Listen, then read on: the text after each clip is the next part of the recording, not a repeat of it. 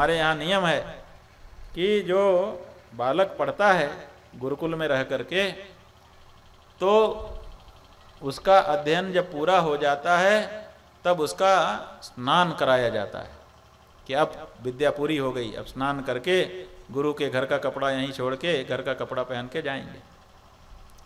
वो स्नातक होने तक ही ब्रह्मचारी होता है। ब्रह्मचर्य अवस्था कब तक है? जब तक गुरुकुल में रह करके अध्ययन कर रहे थे। जब गुरुकुल का अध्ययन पूरा हो गया तो ब्रह्मचर्य संपन्न हो गया, स्नान कर लिया।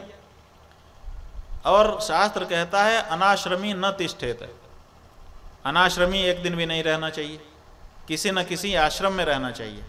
चाहे हर व्यक्ति को एक समय में किसी आश्रम में रहना चाहिए, किसी वर्ण में रहना चाहिए। देखो, वर्णाश्रम इसलिए जरूरी है क्योंकि हमारे शास्त्रों में धर्म का जो उपदेश है वो वर्णाश्रम के अनुसार किया गया है। ये जो कहते हैं ना हिंदू धर्म, हिंदू धर्म, हिंदू धर्म जैसी कोई बात शास्त्रों में नहीं है। असल में धर्म क्या है? असल में धर्म है वर्णाश्रम धर्म। क्योंकि ये नहीं कहा गया है कि हिंदू ऐसा करे ऐसा ना करे, ये कहा गया है कि ब्राह्मण ऐसा करे ना करे, क्षत्रिय ऐसा करे ना करे, वैश्य ऐसा करे ना करे, शूद्र ऐसा करे ना करे, ब्रह्मचारी ऐसा करे ऐसा ना करे, गृहस्थ ऐसा करे ना करे, वानप्रस्थ सन्यासी ऐसा करे ना करे।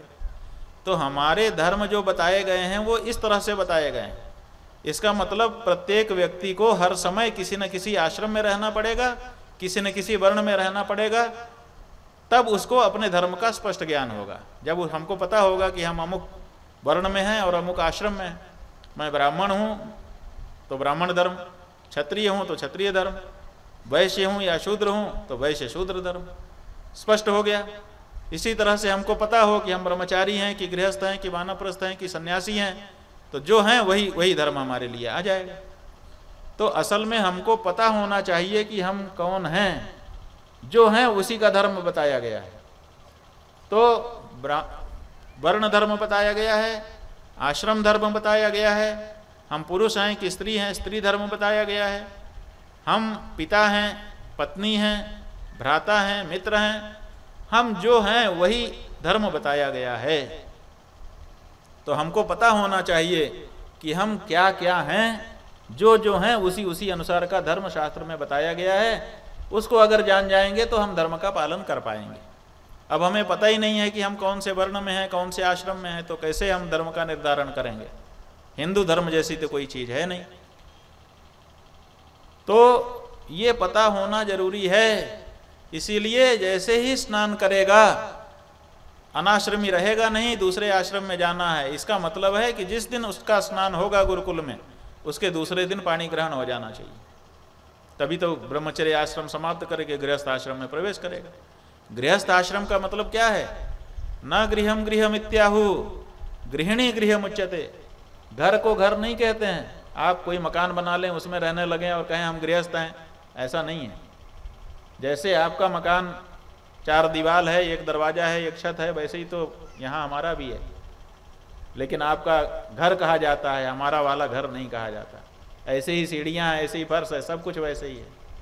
हमारा वाला घर क्यों नहीं है और आप वाला घर क्यों है? क्योंकि घर को घर नहीं कहा जाता, गृहिणी गृह मुच्यते। आपके घर में घरनी है, हमारे यहाँ नहीं है, इसलिए हमारा वाला घर नहीं बन पा रहा है, वो आश्रम बना हुआ। गृहिणी गृह मुच्यते। तो गृहस्थ आश्रम में प्रवेश का मतलब गृहिणी का संग्रह, दार परिग्रह। तो ब्रह्मा जी कह रहे हैं कि हमने तो यही पढ़ा वेद में कि पहले उपनयन संस्कार हो, गुरुकुल में जाए, अध्ययन करे, अध्ययन करके स्नातक हो और फिर गृहस्थ आश्रम में प्रवेश कर ले। यही नियम है। और आप ये जो बेटा कह रहे हैं, तो सभी को वेदानुसार जो चलेगा उसको गृहस्थ आश्रम प्राप्त है। ब्रह्मचर्यम समाप्य गृही भवेद। ब्रह्मचर्य का समापन करके गृहस्थ आश्रम में जाना ही जाना है।